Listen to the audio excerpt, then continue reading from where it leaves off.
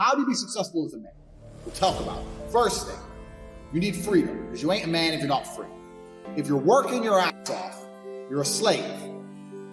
And you may sit there and go, I'm not a slave, I get paid really well. Listen, the slaves got free food and free shelter in exchange for work. Now all they've done is got rid of the food and shelter deal, give you dollars, which you spend on food and shelter. And you basically have nothing left. So you're still a slave. So first thing you need is freedom. If you're not free, you're not a man. First thing, you're not a successful man. So you should always be working towards freedom. And I mean freedom with your time. Do what you want. Freedom with your location. Go where you want. There's a riot. Cool. Go in Tokyo. See you later. Bye. Going to Australia. See you later. Bye. Freedom, one thing. The next thing that constitutes success as a man is your network. Who are you talking to? Who are these people? Who will answer your phone calls? Listen, I got 2 phones. Identical, almost. Twins. I got 2 phones right here. And I can call one of many multi-millionaires. And when they see my name, they're going to pick up the phone. They're going to be like, oh, Tate. Oh, wait, guys, wait. They're going to stop their conversation and be like, whoa, fuck, Tate. What's up, Tate? Because they know I don't call for no bullshit. They'll be like, oh, money phones right now. So I can call multi-millionaires right now. I can have the best idea in the world. I can call a bunch of multi-millionaires right now and say, look, I need 100 million. Here's my idea. Boom, boom, boom, boom, boom. We can make something happen. You can't do that. I can do that. Freedom, network. And then you get into the aesthetics of life. For people to view you as successful, you need good body language. You need physical presence. A man who's not dangerous, a man who has no physicality, will never be seen as successful. Oh, I'm successful, I'm rich, and I'll go to, yeah, but I'll break your neck. Look how big my hand is. I'm gonna grab you by your neck and choke you till you die. Who's successful now? I'm breathing and you're not, so I'm more successful than you. You can't be a little bitch. And I understood this from a young age as well. So I'm sitting there at a young age thinking, I need to get a network of high net worth individuals, or not even rich men, but men who are driven, men who are making money, and I need to find a way to talk to them, work for them, learn what they know so I can become one of them. I need to get body language and physicality. I need to become big and dangerous. I need to be able to display that without saying it. I need women in love with me. I need beautiful women who adore me. I need these things because this is what shows the world I'm the fucking dog. So I'm sitting there and I understand what I need. And I knew this at 21, 22. A lot of you people are older than this. Older than me. You're older than I was. I'm telling you something. You're sitting there going, yeah. Didn't even cross your motherfucking mind. You've been too busy jerking off the Pornhub and not thinking about what you actually need to do to be successful in this life. So these are the things you need to be a high value man. Because if you have all those things and then you get some money and you have geographical and time freedom, you're now genuinely successful. Because we talk about success. Well, this guy, he's really successful. Not these motherfuckers. So let's say I'm working at a company. Yeah, I'm the big boss. Let's say I'm a guy, I go college, I go university, I go to this company, I work, I become a manager. I'm on $150,000 a year. I got a company BMW, and I wear a suit, and everyone at my job does as I say. By all measures, I'm a success now. But here's the truth. When I leave that company, no one gives a fuck about me. I'm a nobody outside of that one building where I'm a little bit important. My wife doesn't want to suck my dick because I'm fat, because I didn't have time to train, so all I did was work. I got a BMW. BMW. I know hoes with BMWs. BMW. I didn't even consider that a car. BMW. That's not a luxury car. That's fucking basic. I'm pushing supercars. You're a nobody. You're not successful for shit. Success for a man actually comes in many realms. It's actually nothing to do with being good at your job. Having money, yeah, you don't have to be good at your job. With great power comes great responsibility. My content existed because I tried my very hardest to be an absolute and utter realist, especially with uncomfortable truth. I was pointing out that very uncomfortable. Is that a truth? It's an uncomfortable truth in many parts of the world. It's not a truth that I'm happy about. I don't want to be seen as a negative influence in the world. I know that there's a whole bunch of men. I get thousands of emails a week from men whose lives I've saved. I get thousands of emails a week from men who are on the verge of suicide and I've saved their lives. I believe in protecting and providing. I've been misunderstood. I don't want anybody to be offended by anything I say. I want to be a positive force in the world. I don't want anybody to hear what I say and make them feel bad about themselves. I want all people to live righteous and good, whether they're male or female. I think righteous is living true to your heart and knowing that you're doing good by people, not snaking anybody, not lying to anybody. I know I live a very righteous life. The government is not capable of helping the poor. And this is why it's so important as a person you take personal responsibility and understand you're living in a world where the matrix can be cracked, you can make a bunch of money, but you need to take responsibility and do it. I refuse to accept that there are people out there who cannot become happy, contented individuals. I refuse to accept we live in a world where God has created people who, no matter how hard they work and how good their life becomes, can't be happy. I don't accept that. I accept that the universe is a very giving place and that God loves all of us. And if you try your best and you work hard, you can become a better person. I'm telling the younger generation that if they don't get up and work hard and make sure that they're important, that the world's not going to give a about it. 99% of my content is aimed at men telling them the truth, saying that as a man, you're born with no inherent value. You have to become important. You have to go through some pain or go through some suffering to make people care about you. Otherwise, you're not going to matter. As a dude, if you walk into the party and you put no effort into your life, nobody cares about you. And every man out here knows. And one of the great things about the masculine journey and masculinity is that we've all lived a semi-similar story. It's kind of cool. Like, we've all been the teenager, gets heartbroken. We've all been unimportant. We've all worked hard and then started to get some clout. And then we've all kind of lived the same kind of journey. So I say to everybody out there, yeah, if you don't follow that path and follow that journey and one way or another get to the top, whether it's fighting, whether it's comedy, whether it's musician, whatever it is, if you're just going to stay somewhere near the bottom and then at the age of 44, email me saying I'm depressed, well, of course you're depressed. Yeah. But that was your choice because you have to build yourself as a man. And if you decide not to build yourself, then your life's going to suck. My main message is to resist the slave mind, to understand that every single thing you're being told has an agenda behind it or you wouldn't be told it otherwise. To examine every strongly held belief you have and try and identify where it comes from and why you have it. I sit and argue with people, I discuss things with people, and they so fervently believe a point. And I say, why do you believe that so much? Like, do you have personal experience? No, but I saw the news. The news told you X, and now you are desperate. You will sit here for hours arguing that point. A lot of people are completely empty vessels ready to be programmed. And I try and tell people, listen, to just stop for a second and understand that the things they're telling you to believe are not necessarily for your benefit. The people who make the rules don't make the rules for the benefit of everybody. They make the rules for the benefit of the people who make the rules. Okay.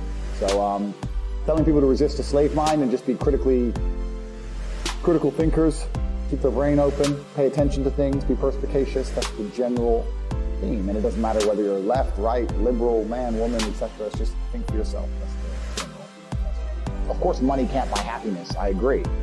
But money is the third most important thing in the world. First is your relationship. First is your health, because you have nothing when you die. Second is your relationships, because you need love and family, that matters the most. But money can buy everything else. So money's the third most important thing. The average people come to me and say, what do I do? I'm just the average guy. And my only answer is stop being the average guy. It's my only answer. You can't just be the average guy anymore. The idea from the 1950s that you can just be the normal, average, law-abiding, hard-working citizen and you'll have a good life is gone. Any man out here who goes, I'm just going to work hard, do my bit, and obey the laws, and I'll have a good life. No, you won't. No, you will not. Just doing your job is never going to make you rich. It's just going to be taxed into infinity and you're going to stay broke. So just obeying laws and doing your job now has set you up to be a peon and a slave for eternity. You have to get yourself in a position where you're making enough money. You don't know what to talk about, then you don't understand money. People learn how money works. They learn how that goes. So sit on YouTube for free. You don't spend 50 grand in 4 years at the university. Go sit on YouTube and understand money, banking, or the real estate market, any of it. Understand the last housing price crash, why it happened. Understand mortgage rates and how that's affected by interest rates. Understand it, and then go sit with someone else who understands it and talk about it. People should, even if they haven't got a penny in the world, should be going to these meetings about real estate, about investing, especially if it's cheap. They should go. Just meet other people who at least have money. Have conversations about money. Talk about it. How are you going to get what you don't talk about? And yes, the cycle of precipitation, right? So A cloud comes, it rains, it falls down to the ground, it goes under the ground, whatever, goes into a stream, it moves into the stream, goes to the ocean, evaporates again, up to the cloud, floats somewhere else, falls down again. Always moving. That's how money is. People think that money is in these large, stagnant pools hidden in people's bank accounts. It's not really true. Money is constantly moving all the time. And if you can find a way to get in between it, stand in the right place at the right time, you're going to get there. I think that's the new modern way to view the world, is the attention economy. It doesn't matter what you do. If you're getting attention, you'll make money. One habit that people need to adopt, and this is a habit I had for a very long time, and I've actually recently cleared it from my brain because I've reached a point where peace of mind is worth money. But every single time money is spent, you need to identify how your money is taken. And I say taken because money can't be made. Money is taken. There's the only people who can make money. The government you can make money. Or bank. But if you're a person, you're not making money. You're convincing other people to give it to you. You're taking money from others. So every single time you spend money on anything, you need to identify how it was taken from you. When you go and buy a coffee, don't just go buy the coffee and sit down. So you say, why did I buy this coffee? Okay, I really want money. Yeah. But then why did I go into this store and not that store? Is it better advertising? Do you have less in the line? Do you have seating? How did they convince me to come here? How much did this coffee cost? £6. What's the profit margin on that? Probably £5.50, £5.80, probably by the time the cup probably costs more than the coffee. The coffee is water. How did they convince me to spend £6 in this place? And you sit there and analyze, and you also have to learn little lessons about business. You learn about the importance of the signage. You learn about the importance of there being no queue. Yeah. So that if you ever run a business, I say with my business, my people all the time faster, all the time quicker. Yeah. Like I have a couple businesses that are physical. I'm like, I don't want to see a line. I don't want it to see empty. It looks bad. So when there's lines, you work fast. When we're down to 1 or 2 people, you take your time, you talk to the customer. Keep it so there's like always one person at the thing. Like manage the line. Like people don't think about this stuff. No one's gonna sit and wait in line for you. Maybe some idiots will, but people like me won't. We've got shit to do, right? My time's worth money. I'm not gonna stand and wait in line. So you have to identify how your money is taken from you. If you start doing that with every single time you spend anything ever, you're gonna start to identify business opportunities. You're gonna sit there and you have coffee and you go, you know what? They could have sold cake and they didn't. Could I outcompete this place? Just imagine I had the money to start a coffee shop right next door. How would I outcompete them? Well, I'd have cake, they don't have cake. Also, most people in here are businessmen. And the guy serving some dude. No, we need a cute waitress. Whose ass is fire? We need a chick. Put a chick here, some cake in. Financial Times, business people in. Just think. People don't even think about this stuff. They don't use their brain ever. They don't ever look around and realize how they're spending their money. They don't look around and look at which businesses are successful. They don't look around and pay attention to anything. They don't look at the world and all the things that are happening and how it can benefit them. None of it. They don't look at any of it. They're too busy following the circus. This is why it's clown world. I was walking to school, college with a couple of my friends, and a Ferrari drove past. I said, bro, you see that? Yeah, what about it? He said, doesn't that piss you off? I must have been 16 years. Why? This dude has 400 G's for a car, 400 grand. I'm walking 4 miles to college because my mom hasn't got any car. He has 400 grand. Do you think he works a job? Do you think he's behind a counter somewhere? He knows something about the world that I don't know. And they were like, well, he's rich. I'm like, yeah, I know. I didn't say he wasn't rich, dummy. I'm saying he knows something about the world I don't know. And I was intrigued and it angered me. I couldn't sleep for weeks. I was pissed off. Every time I saw somebody with genuine money, I understood that everything I was being told and taught and they were trying to make me believe just simply wasn't true. It's like none of these people are getting these things by following the path the system is trying to make me follow. And everybody intrinsically knows this. If you go to if you're at BP, you're at petrol station, and I pull up in my Lamborghini, nobody goes, wow, he went to school. He studied hard. And they do that because they know that the easiest way to amass wealth is to break the rules, because the rules are not designed to allow most people to make money. You can make money within the rules, of course, but most people don't. Most people who follow the path work, consume, die. That's it. So I always knew the same thing as you, and I knew there had to be another way. I knew that just working for money was a paradigm that wasn't true. And then you understand making your money work for you, and you understand delinking your time from money. You start learning to understand these things. But eventually you build a system, and you build an ecosystem like me. I have 60 or 70 people working for me all around the world. And things just happen and money just kind of appears as long as everything's well organized. I mean, in my experience, like, imagine if I didn't have all this money and I had to go get a job again, I'd get a sales job. So I've always been sales. And I think that's a very important life skill to have, to be doing sales, to deal with stress and kind of emotional environment. But they don't even, I don't know if they even teach sales in university. Yeah, it's all garbage. They don't teach anything important. They just teach anything. They teach things that are going to keep you inside the slave mind. And they want you to go to school and then go to college and then go to university and get in debt. And you have to be in debt, so now you have to work. And you're working and you're in debt, and then they want you to take on more debt if possible in the terms of the mortgage, which a lot of people do, which we can talk about today. And then you're in debt now, and once you're in debt, you can't really quit your job, and it's very difficult for you to leave the country. And now they can hold things over you. That's the goal. It's all about control mechanisms, and the system is very well designed to make sure that people are conditioned to obey. It's very hard for the average person to say no to anything. Unless you have millions and millions and millions of dollars, it's very difficult to have an opinion on subjects. That's the thing about being a man, and that's what I was saying to the kids. It's like, look, you need to get up, and it's going to be very, very difficult. The world takes harder and harder, especially for men. It's all clout, it's all status. There's no way you're going to matter unless you get up and work extremely hard.